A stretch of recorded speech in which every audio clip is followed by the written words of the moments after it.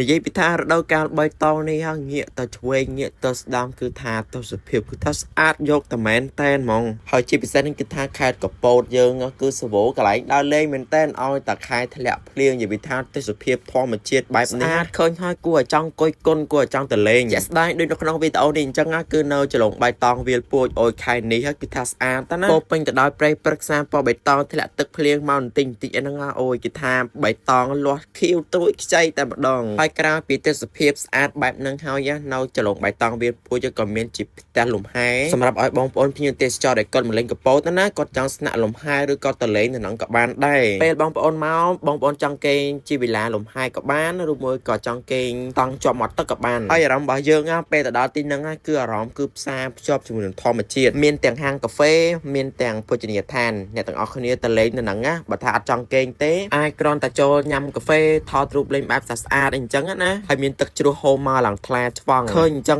ប៉ុន្តែឡើងតែជាក់ពេលដែលបានលេងហើយមួយទៀតគឺថា special ខ្លាំងហ្មងពិសេសសម្រាប់ដល់បងប្អូនមកលេងកពតហើយចង់ហៅកន្លែងគេងបែបស្អាតជាប់ជាមួយនឹងទេសភាពបែបហ្នឹងដែលធ្វើឲ្យអារម្មណ៍របស់យើងផ្សារភ្ជាប់ជាមួយនឹងធម្មជាតិអាចតាក់ទងមកក្រុមការងារតាមរយៈលេខ Telegram ឬមួយក៏លេខទូរស័ព្ទដែលមាននៅលើ caption មានទាំងវិឡា private ចង់គេងតង់ជាប់មាត់ទឹកផ្សារភ្ជាប់ជាមួយនឹងធម្មជាតិស្ដាប់សូរសំឡេងទឹកហូរបែបអញ្ចេះអីណាអូយរៀបតែកម្រងមកទីតាំងគឺមានហើយអរគុណអ្នកទាំងអស់គ្នាបាយបាយជួបគ្នានៅវីដេអូក្រោយទៀត